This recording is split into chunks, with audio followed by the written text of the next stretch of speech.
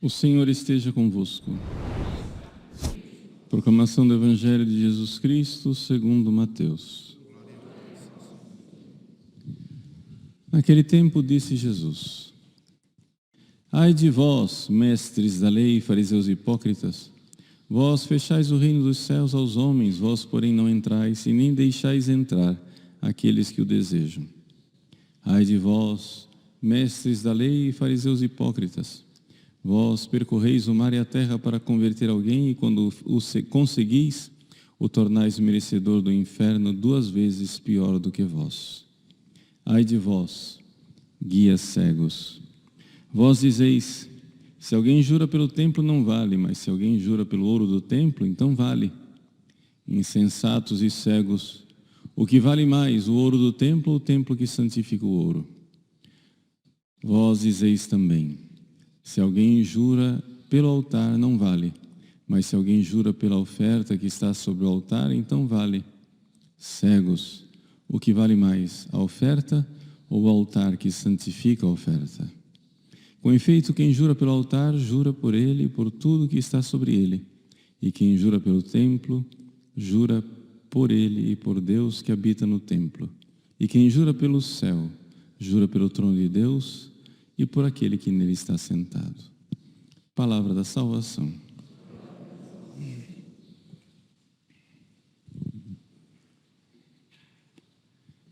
Meus queridos irmãos e irmãs, no calendário do Carmelo Descalço celebra-se hoje a memória de um acontecimento histórico, a transverberação de Santa Teresa de Jesus, Santa Teresa d'Ávila.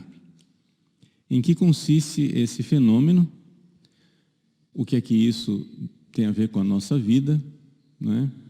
E como é que nós podemos aplicar algo como fruto espiritual para nós? Vejam só, a transverberação é um fenômeno que aconteceu na vida de Santa Teresa quando ela estava na 6ª morada. Faltavam 10 anos para ela morrer. Aconteceu o seguinte: num dia como hoje, na data de hoje, ela estava rezando e então ela viu um anjo, não muito grande, à sua esquerda. E ela mesma diz no livro da vida, no capítulo 29, que isso não acontece com frequência, que ela vê muitas vezes os anjos, mas com visão intelectual. Ou seja, visão intelectual é quando você sabe que está lá, você não vê nenhuma imagem. Mas o anjo apareceu para ela, um anjo não muito grande, que ela acha que é um desses anjos ardentes de amor que estão diante do trono de Deus. E ela, que não tem muita teologia, dá o nome de querubim. Na verdade, se são anjos ardentes, são serafins, ou seja, a palavra serafim quer dizer isso, né? Seraf, ardente. O fato é que ela viu o anjo com uma lança de ouro, na ponta dessa lança de ouro, uma chama.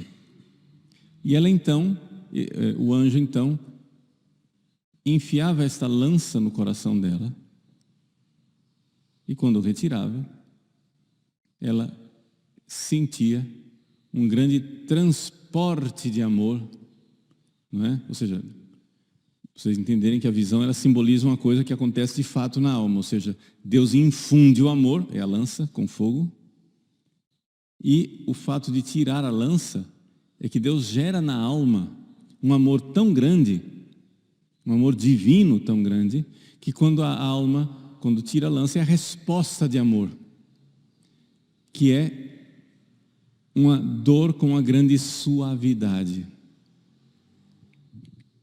E quando terminou de acontecer isso, ela diz assim: E quem achar que eu estou mentindo, eu desejo que você também tenha a mesma experiência para saber que é verdade, né? O que é um bom desejo, que ela tenha esse desejo para nós, né? Como é uma coisa difícil de crer, Santa Teresa vê claramente, não, vamos dizer que é coisa da cabeça da freira. Mas 10 anos depois de falecida, exumaram o corpo de Santa Teresa, que estava assim, enterraram em Alba de Tormes e não queriam, tinham medo que roubassem o corpo, porque ela morreu num convento que não era o dela. Ela morreu fora, não morreu em Ávila. O corpo de Santa Teresa, tem gente que não sabe, mas não está em Ávila. O corpo de Santa Teresa está em Alba de Tormes, que fica perto de Ávila, mas não é em Ávila. Foi lá que ela morreu, ali colocaram. Então tinham medo que roubassem o corpo dela, então colocaram o corpo, né? Jogaram cal em cima, colocaram grandes pedras para que ninguém tirasse o caixão, a tal ponto que a pedra afundou o caixão, então o caixão ficou rachado, aberto. 10 anos depois, a umidade da terra era tão grande que, quando abriram, o corpo de Santa Teresa estava intacto, porém as suas vestes estavam todas corroídas, com umidade, tudo apodrecido, a tal ponto que o padre Gracian, que esteve presente na exumação, teve que cobrir os olhos, porque a santa estava sem hábito, mas o corpo estava intacto. Então, o seu corpo foi exumado e foram retiradas relíquias, e pegaram a relíquia do coração dela, abriram, os médicos vieram, abriram, tiraram o coração e constataram, 20 anos depois da transverberação, que o coração tinha uma chaga física com aspecto de cauterização, ou seja, fogo, que exatamente, né, cabe perfeitamente na descrição que a santa, o coração de Santa Teresa, está exposto num relicário em Alba de Tormes, para quem quiser ver, né? Bom, o que é que isso tem a ver conosco, né? Ou seja, parece uma coisa assim tão fora do planeta. O que acontece é o seguinte: o que acontece na santa de forma maiúscula acontece conosco de forma minúscula. Quem dera um dia aconteça também de forma maiúscula conosco. O que é que nos santifica? É o amor. Mas se Deus não puser amor, você não tem amor para dar. É isso que significa esta lança, que o anjo coloca o amor. E aí então a santa responde com amor, né? Como o movimento do coração, sístole, diástole, né? Então o amor primeiro, ele vem de Deus. Por que isso? Porque aqui está o verdadeiro conceito de santidade da Igreja Católica. Muita gente pensa a santidade como um moralismo, ou seja, não pecar, eu faço muitos esforços, então com o meu esforço humano eu consigo ser santo. Estupidez. Isso não vai acontecer, né? Mesmo que nós fôssemos, vejam, sem a graça de Deus, vamos supor que nós fôssemos sem pecado, zero pecado, porém também zero graça de Deus. Isso nunca aconteceu, tá? Só para você ficar sabendo. A gente sempre tem alguma graça de Deus nos chamando para a santidade. Mas faz de conta que você fosse zero pecado e zero graça de Deus. Você é capaz de amar Deus com esse amor que Deus colocou no seu coração? Não. Porque esse amor, o amor humano, não é capaz de amar Deus. Deixa eu explicar. Para amar a Deus, nós precisamos ter um conhecimento íntimo de Deus. Eu sempre costumo fazer uma comparação, que vocês já estão cansados de ouvir, mas eu repito, porque ela é ilustrativa.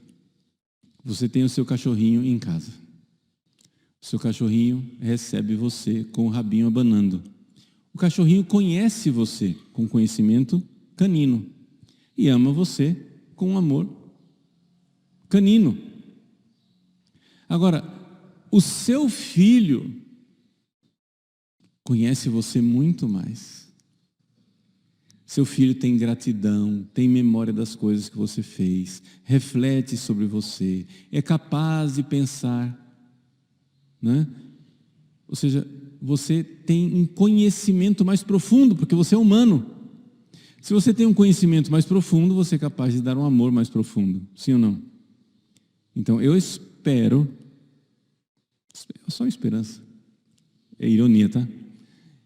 Eu espero que o seu amor seja um pouquinho mais profundo do que o amor de um animal. Porque o seu conhecimento é maior. Ora, se existe o amor do animal, o amor humano, Deus não quer isso de nós somente. Deus quer que nós demos a Ele o amor divino. Deus quer que nós o amemos com o amor com o qual Ele se ama.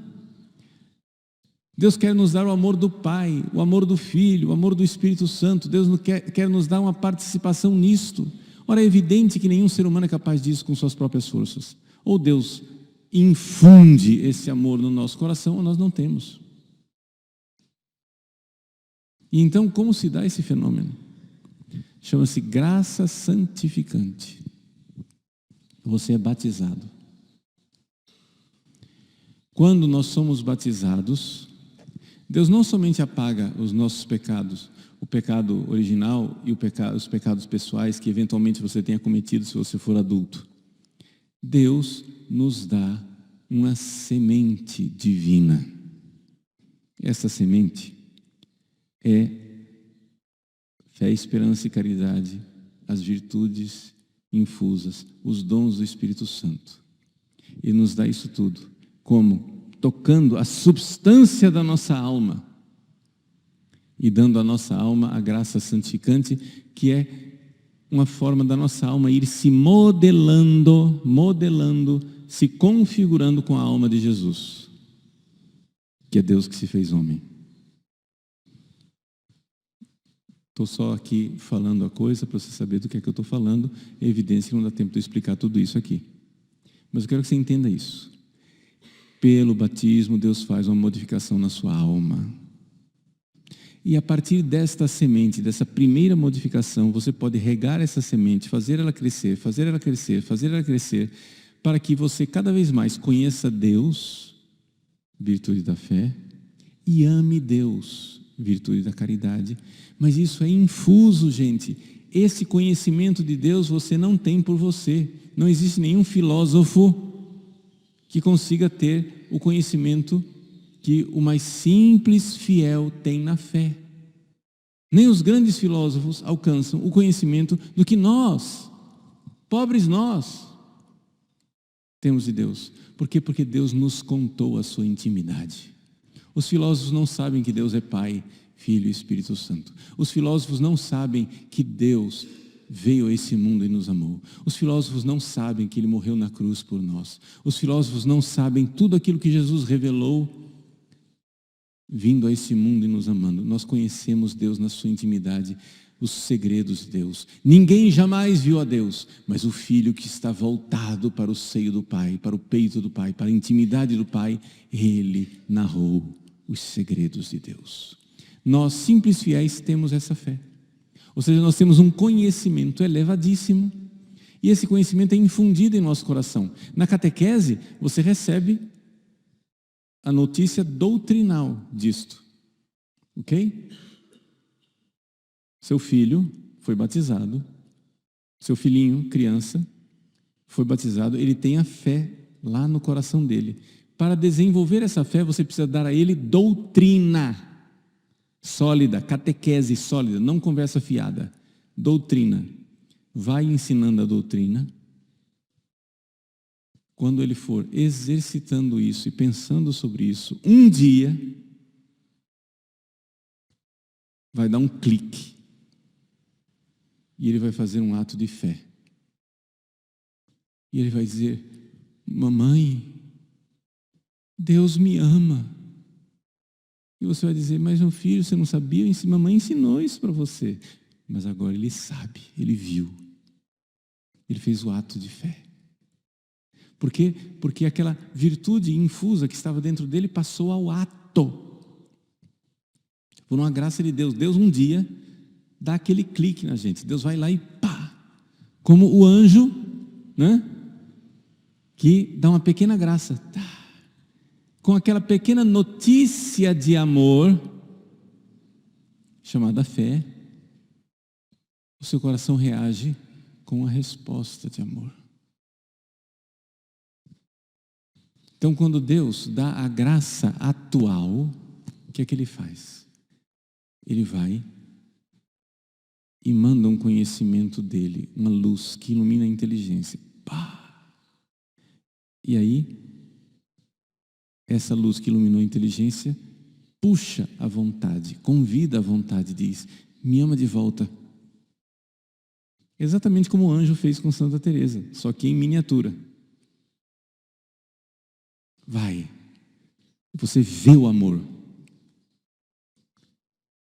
E você diz: eu quero. Essa é a resposta. Você vê e você diz: eu quero. Inteligência, vontade. Fé, caridade. Mas você tem que enxergar que isso não é você. É também você, porque você coopera. Mas quem opera é a graça. A graça opera, você coopera. E o que eu estou dizendo aqui, gente, não são atos de avançada mística. Isso somos todos nós. Está entendendo? Todos nós. Isso já aconteceu com você alguma vez na sua vida. Às vezes, ouvindo uma homilia. Vamos supor, você não é muito capaz de fazer profundas meditações, mas ouvindo uma homilia, você recebe aquela notícia de amor. E algo dentro de você diz: eu quero isso para mim. Eu quero responder. Eu quero amar de volta. Isto é o anjo que com um dardo de amor iluminou sua inteligência. Quando ele tirou o dardo de amor, vem a caridade. Está entendendo? É evidente que você não tem nenhuma ferida no coração e que não tem um anjo que aparece para você fisicamente. Tá? Mas é a mesma realidade. Por isso, hoje, celebrar Santa Teresa d'Ávila, né, e a sua transverberação é para nós uma grande alegria. Isso não é uma coisa exclusiva de Santa Teresa. Isso aconteceu com São Francisco de Assis, isso aconteceu com o Padre Pio. Segundo os relatos do Caderno Amarelo, né, da Madre Inês, aconteceu com Santa Teresinha do Menino Jesus. Isso acontece com muitos santos. Esses os que nós temos notícia, porque outros nem sequer vamos ter notícia, porque nem sempre deixa marcas impressas no corpo, mas sempre deixa a marca impressa na alma. Então, meus queridos, nós somos chamados a esse amor. Esse amor de Santa Teresa, que ela recebeu do Serafim, é o mesmo amor que está no coração de Jesus, na alma dele. É o mesmo amor que está no coração da Virgem Maria. É o mesmo amor que os anjos têm no céu. É o mesmo amor que os santos têm no céu. Esse mesmo amor divino está em nós, quando nós estamos em estado de graça. Não desprezemos esse dom. Cultivemos esse dom. Tenhamos vida espiritual. Este amor, atenção agora no que eu vou dizer. Este amor, ele aumenta infalivelmente quando você comunga. ex opere operato. Essa é a graça própria do sacramento da Eucaristia. A Eucaristia é o nosso serafim. Em cada comunhão nós somos transverberados. Em cada comunhão. Em miniatura, mas somos transverberados, por assim dizer. Nós recebemos a graça do amor. Essa caridade, ela aumenta em nós enquanto hábito. Não aumenta enquanto ato. Para acontecer o ato de amor, você precisa comungar direito. Mas saiba que você comungou, comungue com fé, comungue cooperando com Jesus, que está aumentando o seu amor, a sua caridade. Saiba, está acontecendo algo dentro de mim que eu não tenho notícia, que eu não estou vendo, o anjo não está aparecendo, eu não estou vendo nada disso, mas está acontecendo. Eu estou recebendo um dardo de amor, por assim dizer, uma metáfora, vocês estão entendendo, não? Mas Jesus, de fato, na Eucaristia, todos os sacramentos aumentam a graça santificante. E a Eucaristia tem a graça própria dela, que é aumentar a graça santificante, mas também a própria aumenta a caridade como hábito. Ela pode aumentar um pouquinho, um poucão ou muitíssimo. Santa Teresa d'Ávila entrou na 7ª morada quando São João da Cruz, meio que castigando ela, né? Ela gostava sempre de receber hóstias grandes. Por quê? Porque com a hóstia grande, maior, Jesus ficava mais tempo, né? Através da comunhão. São João da Cruz, para fazê-la fazer penitência, partiu a hóstia no meio e deu só metade. Deu a comunhão, e com aquela comunhão ela entrou na 7ª morada.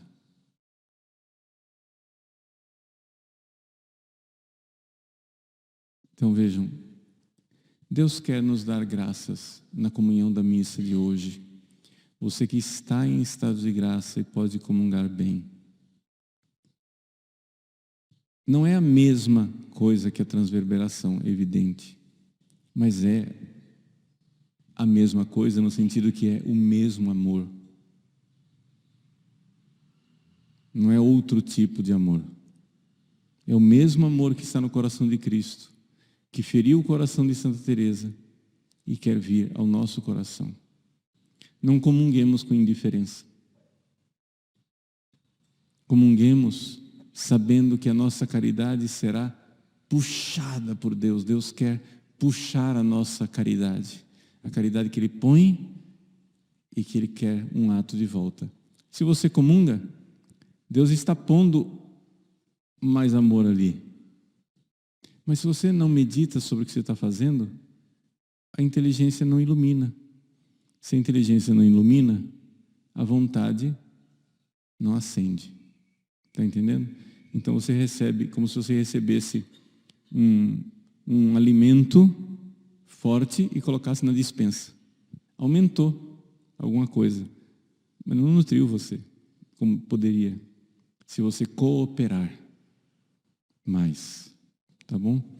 Então, peçamos a Santa Teresa e os nossos santos anjos da guarda que nos ensinem a comungar.